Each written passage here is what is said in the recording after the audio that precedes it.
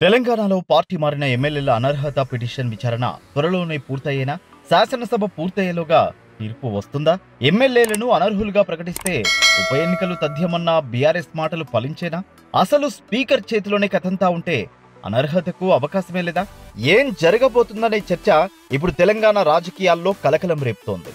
BRS గుర్తుపై గెలిచి కాంగ్రెస్ లో చేరిన ఎమ్మెల్యేలను అనర్హులుగా ప్రకటించాలన్న కేసుపై విచారణను సుప్రీంకోర్టు ఏప్రిల్ 2కు వాయిదా వేసింది. విచారణ సందర్భంగా సుప్రీం ధర్మాసనం కీలక వ్యాఖ్యలు చేసింది. గతంలో ఫిరాయింపుల వ్యవహారాల్లో 3-5 రాజ్యాంగ ధర్మాసనాలు తగిన సమయమని చెప్పలేదని, అలాంటప్పుడు వాటిని కాదని తామెలా వెళ్లగలమని సుప్రీం ప్రశ్నించింది. ఉన్నత ధర్మాసనాల తీర్పులను తిరిగి ఎలా రాయగలం అంటూ జస్టిస్ బిఆర్ గవాయ్ ధర్మాసనం పిటిషనర్ల తరపు న్యాయవాదులను ప్రశ్నించింది. అంటే ఫిరాయింపు ఎమ్మెల్యేలకు స్పీకర్ నోటీసులు ఇవ్వడం, సమాధానాలు పొందే గడువు విషయంలో సమయ నిబంధన ఏదీ లేదన్నమాట. అయితే బీఆర్ఎస్ ఎమ్మెల్యే పాడి కౌశిక్ రెడ్డి తరపున సీనియర్ న్యాయవాది అరియామా వాదనలు గట్టిగానే వినిపించారు.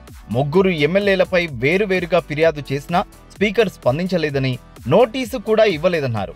ఒక ఎమ్మెల్యే కాంగ్రెస్ పార్టీ తరఫున లోక్సభ ఎన్నికల్లో పోటీ చేసి ఓడిపోయారని దానం నాగేందర్ గురించి ధర్మాసనం దృష్టికి తీసుకొచ్చారు. ఆ తర్వాత కూడా బీఆర్ఎస్ లోనే ఉన్నామంటున్నారని తెలిపారు. ఫిర్యాదులపై ఏం చేస్తారో 4 వారాల్లో షెడ్యూల్ చేయమని మాత్రమే హైకోర్టు గతంలో ఆదేశాలు ఇచ్చిందని, అయినప్పటికీ పార్టీ మారిన వారికి స్పీకర్ నోటీసులు ఇవ్వలేదన్నారు.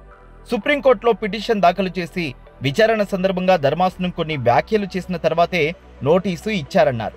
ఈ ఏడాది ఫిబ్రవరి 13న 3 వారాల్లో రిప్లై ఇవ్వాలని స్పీకర్ నోటీసు ఇచ్చారన్నారు. ఇప్పటికీ 3 వారాలు అయిందని, ఆ 3 వారాలు నోటీసులు ఎటు వెళ్లాయో తెలియదని కౌశిక్ రెడ్డి న్యాయవాది తెలిపారు. తాము ఫిర్యాదు చేసి దాదాపు ఏడాది పూర్తయిందని, ఇప్పటికీ స్పీకర్ షెడ్యూల్ కూడా చేయలేదని న్యాయవాది సుందరం కోర్టు దృష్టికి తీసుకెళ్లారు. ఈ సందర్భంగా ధర్మాసనం కీలక వ్యాఖ్యలు చేసింది. గతంలో ఇలాంటి వ్యవహారాల్లో 3-5 రాజ్యాంగ ధర్మాసనాలు కూడా స్పీకర్ను తగిన సమయమని స్పష్టంగా చెప్పలేదన్నారు. అలాంటప్పుడు తాము వాటిని కాదని ఎలా ముందుకు వెళ్లగలమని, ఉన్నత ధర్మాసనాల తీర్పులను తిరిగి రాయలేం కదా అంటూ జస్టిస్ బిఆర్ గవాయ్ ధర్మాసనం అభిప్రాయపడింది. న్యాయవాది సుందరం మాట్లాడుతూ, తగిన సమయం అనే విషయంలో ఒక్కో కేసులో ఒక్కో విధంగా నిర్ణయాలు జరిగాయన్నారు. కానీ 3 నెలల్లో నిర్ణయం తీసుకుని అమలు చేయాలని ఒక తీర్పులో సుప్రీంకోర్టు చెప్పిందని ధర్మాసనం దృష్టికి తీసుకెళ్లారు. మరో కేసులో తగిన సమయం అంటే నిర్ణయం స్పీకర్ మాత్రమే తీసుకోవాల్సి ఉంటుందని చెప్పిందని కోర్టు దృష్టికి తెచ్చారు. ఇక సుప్రీంకోర్టులో బీఆర్ఎస్ తరపు వాదనలు ముగియగా తదుపరి విచారణను ధర్మాసనం ఏప్రిల్ 2కు వాయిదా వేసింది. ఏప్రిల్ 2న స్పీకర్, అసెంబ్లీ సెక్రటరీ తరపు న్యాయవాదులు కౌంటర్ వాదనలు వినిపించనున్నారు. ఆ తర్వాత కూడా తగిన సమయం అనేది నిరూపితమైతే ఇక స్పీకర్ కోర్టులోనే బాలుంటుందని అంటున్నారు. వారి వాదనలు మళ్లీ వాయిదాలు జరుగుతూ పోతే ఇక కొంతకాలం ఇలాగే కాలయాపన కావచ్చు. ఒకవేళ స్పీకర్దే తుది నిర్ణయం అంటే ఇక ఈ అంశం కోల్డ్ స్టోరేజీలోకి వెళ్ళవచ్చు. అలా కాకుండా ఫలానా సమయంలోగా నిర్ణయం తీసుకోండి సుప్రీంకోర్టు ఆదేశిస్తే స్పీకర్ తూతూ మంత్రంగా ఏదో ఒక నిర్ణయం తీసుకోవచ్చు.